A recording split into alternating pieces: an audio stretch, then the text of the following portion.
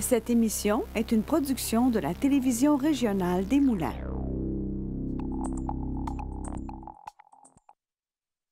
Aujourd'hui, au bulletin. Centraide-Lanaudière lance sa campagne 2025 afin de soutenir plusieurs organismes à la mission.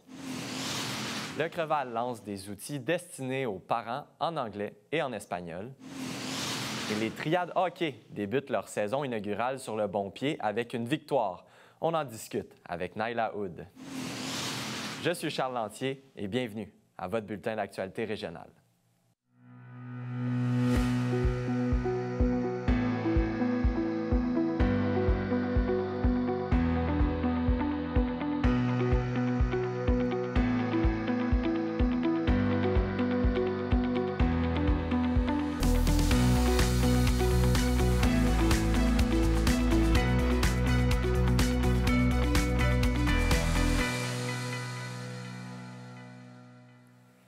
Bonjour, Mesdames, Messieurs. C'est la semaine dernière, jeudi, en fait, que les locaux de l'entreprise d'évolution à Lavaltrie, que Centraide-Lanaudière lançait sa campagne 2025. Pour l'occasion, plusieurs partenaires et organismes étaient présents afin de remercier les généreux donateurs, mais aussi de parler de la mission de leurs organisations. Voici le reportage. Ce soir, j'ai envie de célébrer avec vous c'est le départ d'un grand mouvement de solidarité. Alors, Centraide-Lanaudière va soutenir à la mission 65 organismes dans toutes les MRC de Lanaudière. Donc, dans le fond, soutenir à la mission, c'est très rare parce qu'habituellement, c'est pour des projets spéciaux. Donc, vraiment, là, on est heureux parce qu'on sélectionne les organismes qui sont les modèles, si on peut dire, dans le fond, qui sont les plus performants pour aider le mieux les personnes. Donc, eux, en fait, ils vont intervenir en situation d'urgence, mais aussi ils vont proposer des solutions sur le long terme. Fait que dans le fond, pour offrir vraiment une réelle chance de s'en sortir. Donc, nous, on aide les enfants qui sont en difficulté parce qu'on veut leur offrir des outils pour maintenant, mais aussi pour être capable de devenir un adulte. Je suis vraiment heureuse d'être ici aujourd'hui. On est chez Dévolution à Lavaltrie. Donc, dans le fond, Dévolution, c'est un partenaire hyper précieux là, pour nous parce qu'il offre à ses employés la chance de donner, de redonner dans la communauté. Donc, c'est des campagnes qui sont extraordinaires. Tu sais, il y a beaucoup d'employés ici. Les gens peuvent choisir la région dans laquelle ils veulent investir. Et aussi, dans le fond, Dévolution viennent d'annoncer un don de 50 000 $ là, pour déposer dans le fonds dédié Centraide. Donc, on va être en mesure là, d'offrir du soutien dans la région de Lavaltrie, par exemple, 2 jours semaine avec le camion des berges. Ce camion-là va offrir des services de proximité aux gens qui sont en situation d'itinérance. Et on est super heureux parce qu'on va aussi assurer la pérennité d'un festival qui s'appelle Festivado, que vous connaissez probablement à Lavaltrie. Donc, jusqu'en 2027, grâce à ce don-là de Dévolution, on va être en mesure d'offrir la pérennité. Mais ce qu'on souhaite, c'est vraiment construire un cahier de charges que les jeunes vont pouvoir utiliser ensuite, puis être impliqués de plus en plus, puis ça a un impact sur la persévérance scolaire, on le sait. Donc, on est super heureux de cette nouvelle-là. Centraide, ils se sont tellement transformés à bien distribuer, à être très diligents au niveau des organismes, à déjà faire le travail. Parce que, tu sais, une des choses qu'on essaie de faire chez Dévolution, c'est d'aider le plus de gens possible. Puis c'est un peu ce que Centraide vient faire en nous aidant à s'assurer que l'argent est distribué aux bons endroits dans les bons organismes. En fait, on a les employés qui donnent. Nous, on double leur montant. Et puis, on a décidé de faire un don en surplus de 50 000 $ afin de motiver, je dirais, c'est quand même un peu ironique parce qu'il y a toujours plein de projets, mais on voulait s'assurer que ce 50 000 $ vienne générer des nouveaux projets puis aider d'autres gens encore plus pour pousser encore plus loin. Parce que Centraide n'a vraiment pas de difficulté à trouver annuellement des causes, mais en donnant un surplus, quelque chose d'inattendu, ça permet d'aller un petit peu plus loin. C'est ce qu'on a décidé de faire avec notre don de 50 000 $. Oui, bien, on le voit que les gens, en fait, j'ai accueilli les gens tout à l'heure, puis on le voit que les gens, ils sont là parce que Centraide, ça les touche dans leur cœur. C'est une cause qu'ils ont tatouée sur le cœur. Donc, c'est au-delà d'une simple cause. C'est un engagement profond que les gens ont envers Centraide. Puis, c'est une fierté pour moi, justement, de représenter cette organisation-là. J'aime beaucoup l'image de la chaîne de générosité. C'est une image qu'on m'a déjà parlé. Puis, j'aime reprendre. Exactement, donc on ramène toutes les personnes qui font partie, toutes les parties prenantes de la chaîne de générosité au même endroit. Ça permet justement aux donateurs de rencontrer des organismes qui bénéficient directement des investissements de Centraide, donc ils peuvent voir directement l'impact, justement, notamment. Bien, ce qu'on souhaite, c'est que les gens, justement, s'engagent envers Centraide. Vous pouvez faire du bénévolat, mais vous pouvez donner. Il faut donner généreusement. Centraide, comme on le dit toujours dans la campagne, les statistiques sont claires, c'est 1 personne sur 5 qui bénéficie directement de Centraide, mais au final, c'est 5 personnes sur 5 qui en bénéficient, c'est toute la société. Donnez généreusement, participez à la campagne.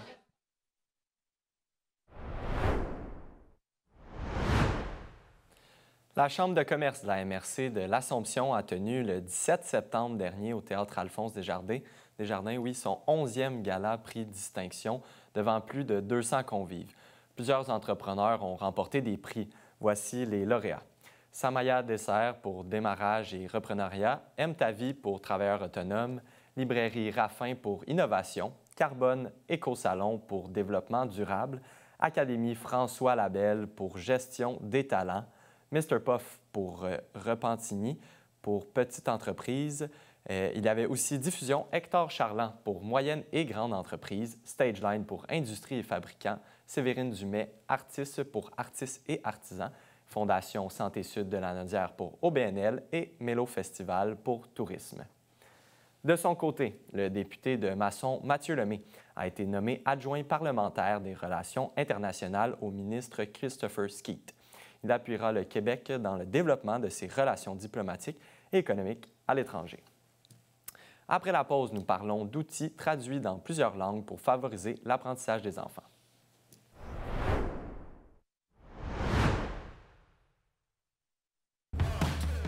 Vous êtes fan d'événements culturels et de tout ce qui se fait localement, l'émission Les Arts Lanaudière est l'émission que vous devez regarder à chaque semaine parce que non seulement on vous présente des artistes locaux, mais également toutes les activités culturelles qu'on peut faire en solo, en duo, en famille et entre amis.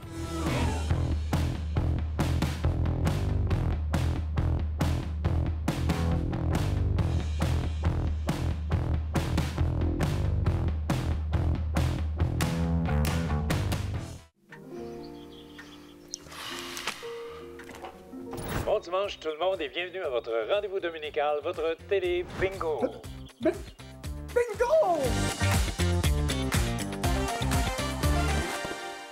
Du nouveau à TVRM. Regardez toute la programmation en continu sur tvrm.ca/en direct. Que vous soyez fan de musique, de culture ou d'actualité, ne ratez pas cette chance de suivre les événements et les personnalités de votre région. Bonjour, je m'appelle Megan. J'adore la natation, la gymnastique et la bicyclette. Parfois, je dois faire les choses différemment. C'est l'association des amputés de guerre qui me donne les prothèses dont j'ai besoin pour faire mes activités préférées. Tout ça est possible grâce à la générosité du public. En donnant aux amputés de guerre, vous aidez les enfants amputés comme moi. Merci! À Vue d'ici, tout est dans tout. Vue d'ici informe, éduque et rassemble en traitant de 1001 sujets avec des experts très variés. Mon ami fait du racisme. Inclusion des diversités de genre, de culture, de capacité, de revenus, de modèles familiaux. On en parle vraiment. Vue d'ici donne la parole aux organismes de la région. Nouveaux services, levées de fonds, initiatives innovantes, on les présente en profondeur.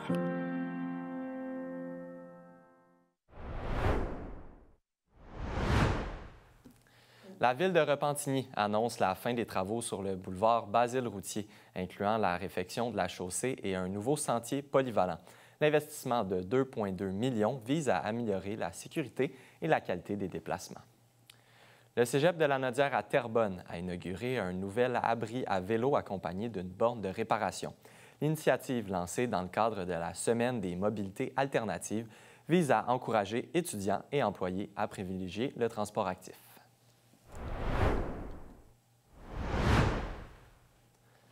Alors que tous les élèves sont de retour sur les bancs d'école, le Comité régional pour la valorisation de l'éducation, le CREVAL, a annoncé la traduction des outils destinés aux parents en anglais et en espagnol. Pour en discuter, je reçois Marie-Ève Fortier, agente de mobilisation au Créval. Bonjour à vous. Bonjour. D'abord, j'aimerais parler de la mission du Créval parce qu'on vous reçoit souvent en studio, mais peut-être que ce n'est pas tous les téléspectateurs qui vous connaissent. Effectivement. Donc, en fait, le Créval a pour mission de mobiliser les partenaires autour de la réussite éducative. Et puis, dans son rôle, le Créval va, par exemple, créer des outils pour soutenir, par exemple, le milieu communautaire, les équipes écoles et aussi les parents. Donc, ça fait partie des choses qu'on fait. Puis, vous avez dévoilé un outil lors de non pas la plus récente rentrée, l'autre d'avant 2024. Et cet outil-là a été traduit notamment en anglais et en espagnol cette année. Oui, donc c'est une boîte à outils, en fait, qui vise à soutenir les parents dans l'accompagnement de leurs enfants au primaire et au secondaire. Donc, les outils sont offerts pour les deux niveaux. Et puis, les outils ont été très bien reçus là, de la part des parents, mais aussi des intervenants qui œuvrent auprès des parents. Et puis, c'est la raison pour laquelle on a choisi de les traduire. Aussi, on a eu de leur part, là, de la part de nos partenaires, ce besoin-là qui a été nommé.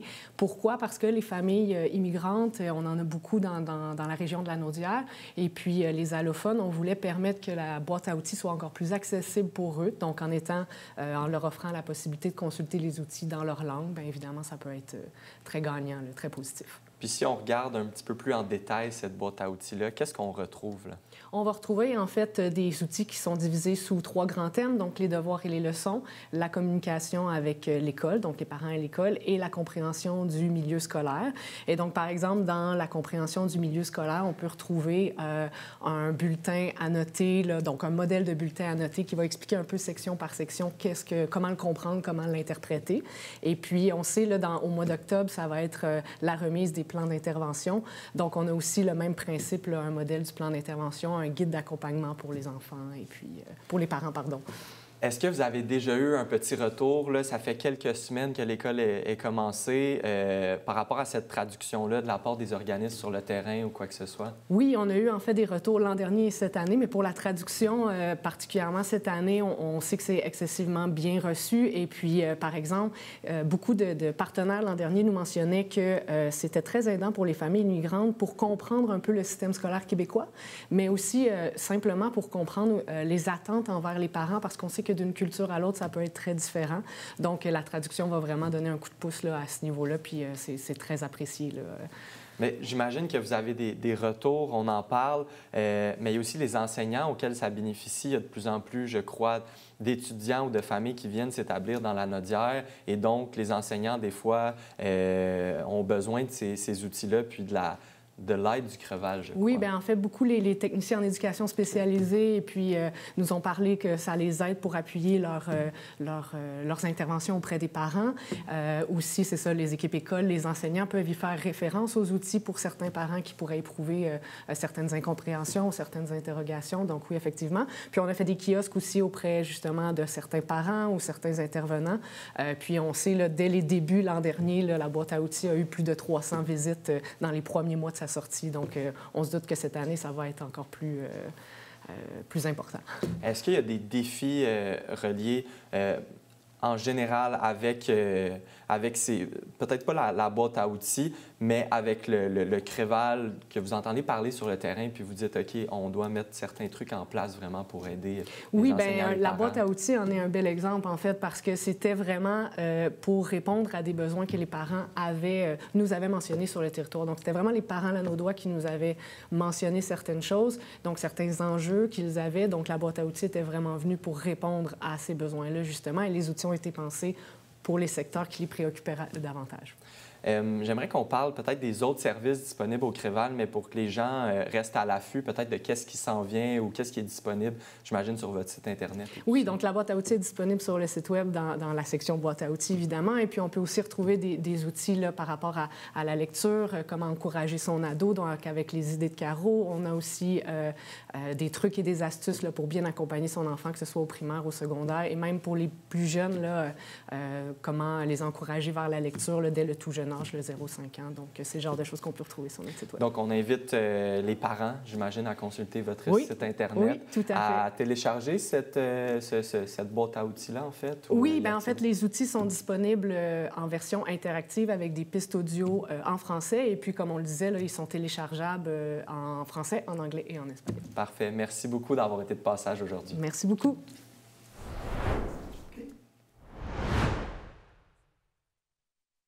Vous êtes un entrepreneur d'ici, vous avez une histoire à raconter, un parcours unique, des défis surmontés, des réussites à partager? Rejoignez-moi ici même à Fibre E, une émission qui est dédiée à l'entrepreneuriat, diffusée sur le réseau MaTV. Notre objectif, mettre en lumière les talents d'ici, inspirer la prochaine génération d'entrepreneurs et montrer que oui, c'est possible de réussir chez nous. Contactez-nous dès maintenant pour participer à l'émission. L'entrepreneuriat, c'est aussi le pouvoir d'inspirer. Au plaisir de vous recevoir sur le plateau de Fibre E. Toutes mes mauvaises décisions m'ont enseigné quelque chose de fondamental pour m'aider à devenir un meilleur entrepreneur. Si des fois on a l'impression qu'on n'est pas à sa place, c'est parce qu'on n'est peut-être pas à la bonne place, mais qu'il y a un endroit pour nous. Même quand j'étais jeune, je m'amusais à bâtir des projets ou à bâtir des entreprises quand j'étais à mon jeune âge à l'école. Donc, j'ai atterri dans le milieu d'entrepreneuriat, je pense, naturellement. C'est quelque chose qui m'a toujours attiré. Rendez-vous sur le site de tvrm.ca.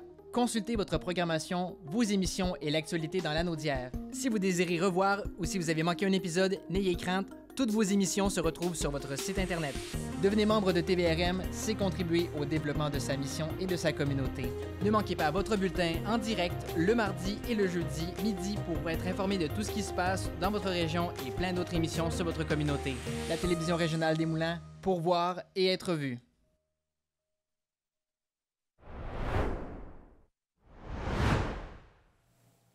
La MRC de Joliette a lancé un projet pilote pour accompagner les industries, commerces et institutions de la région dans une gestion plus responsable et rentable de leurs matières résiduelles.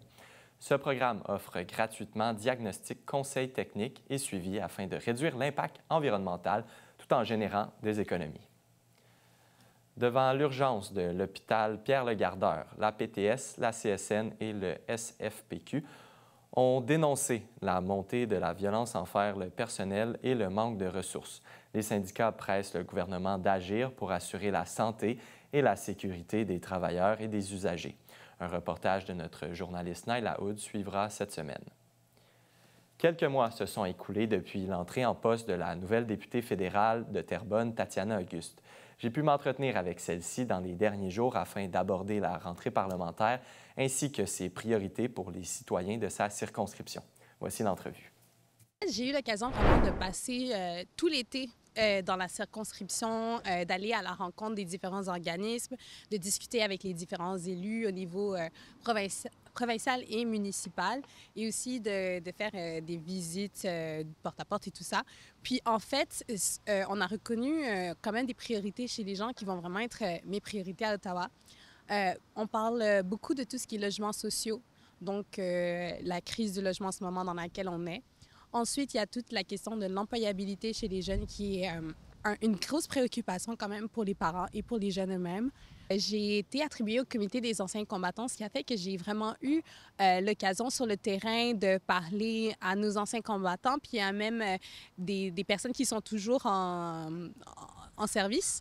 Donc, j'ai eu l'occasion de rencontrer les gens de la Légion 120 qui s'appelle Terrebonne Heights, avec qui j'ai pu discuter du fait que leurs locaux ne sont pas en service en ce moment.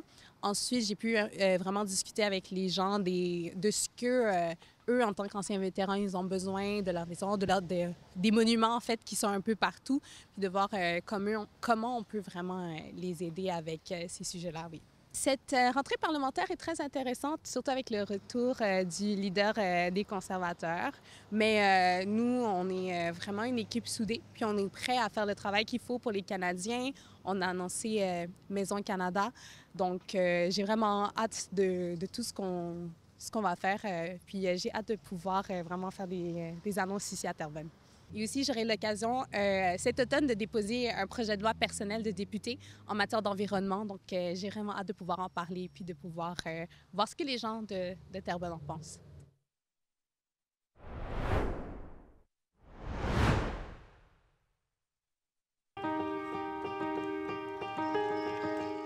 Je suis une vainqueur. Je suis un vainqueur. Je suis une vainqueur. Je suis un vainqueur. Je suis une vainqueur. Une membre du programme pour enfants amputés des amputés de cœur. C'est grâce à vos dons. Rendez-vous sur le site de tvrm.ca. Consultez votre programmation, vos émissions et l'actualité dans l'anneau d'hier. Si vous désirez revoir ou si vous avez manqué un épisode, n'ayez crainte, toutes vos émissions se retrouvent sur votre site Internet. Devenez membre de TVRM, c'est contribuer au développement de sa mission et de sa communauté. Ne manquez pas votre bulletin en direct le mardi et le jeudi midi pour être informé de tout ce qui se passe dans votre région et plein d'autres émissions sur votre communauté. La télévision régionale des Moulins, pour voir et être vue.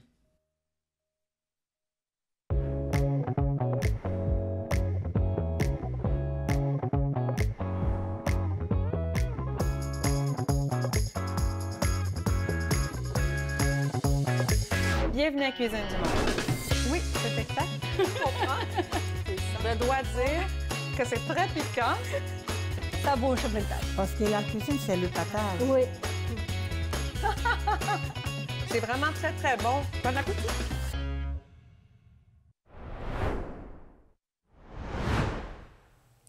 Du côté sportif, l'équipe de hockey des Triades du Cégep de la Naudière débutait sa saison inaugurale ce week-end à Saint-Roch-de-l'Achigan.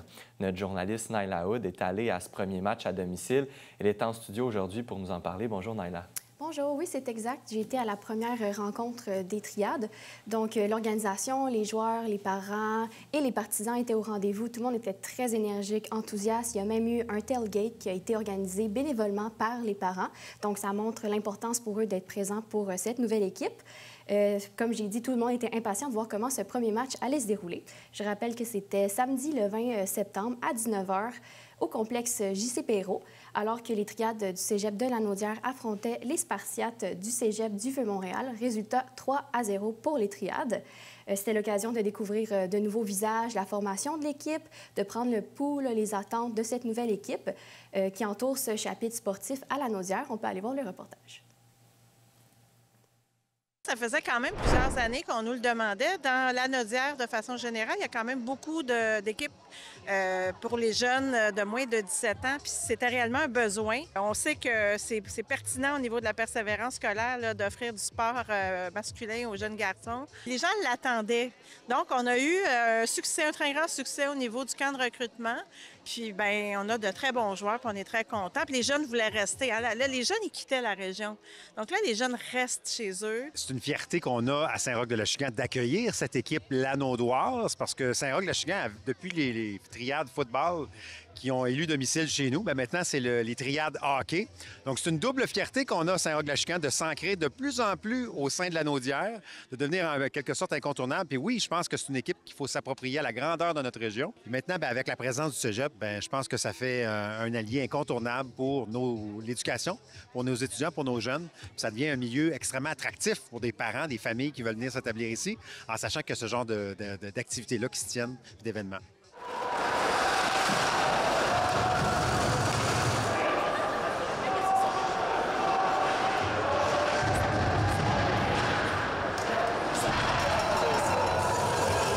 Une équipe dans la région, c'est notre première année.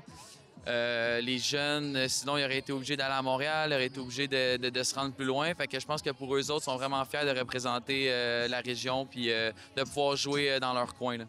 Ouais, moi, je viens de la Naudière, je viens de Terrebonne. Puis c'est sûr que c'est plus facile de voyager quand tu es à côté de l'aréna, que tu es à côté de ton cégep. Fait que c'est sûr que c'est plus simple. Tu joues pour une école, fait que l'important, c'est de représenter bien ton école.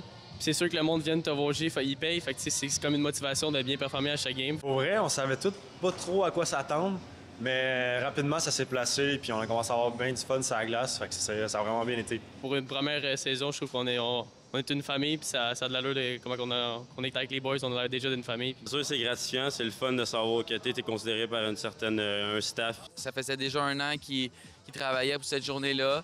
On a essayé d'avoir le plus de monde possible, faire ça le plus fun possible aussi pour les jeunes. Il va y avoir une présentation. sais. Fait que non, écoute, on est très heureux que ce premier match arrive, puis on espère une victoire. On le voit aujourd'hui, là, les parents qui se sont mobilisés, là, puis la présence, en fait, de tout le monde.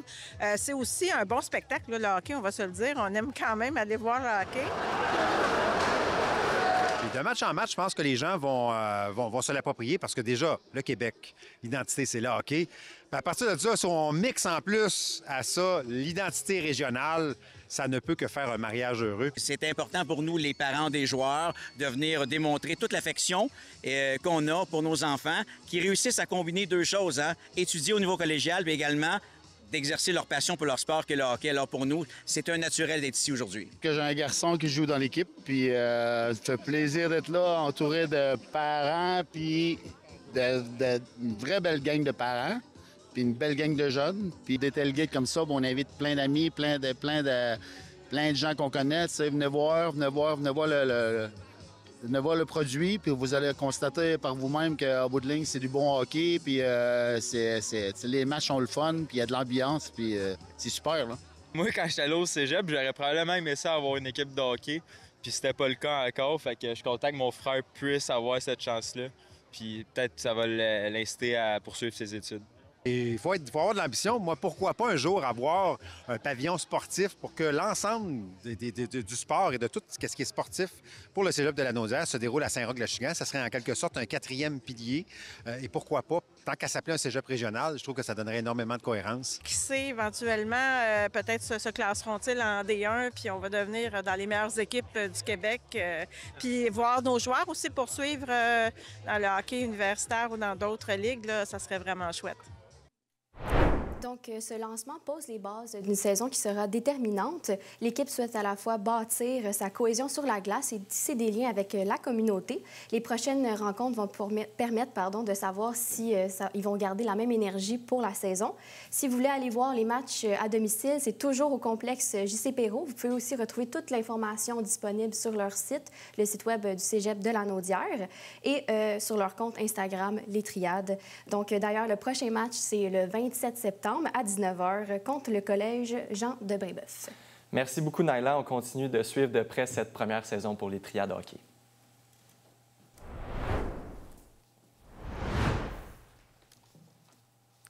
C'est ce qui conclut votre bulletin d'actualité régionale. Au nom de toute l'équipe, merci d'avoir été des nôtres. On se retrouve ce jeudi. D'ici là, vous pouvez consulter le site Internet de TVRM ou encore notre chaîne YouTube afin de voir ou revoir nos émissions. Restez à l'antenne puisque c'est Fibre qui suit, animé par Pierre Berthiaume. À bientôt.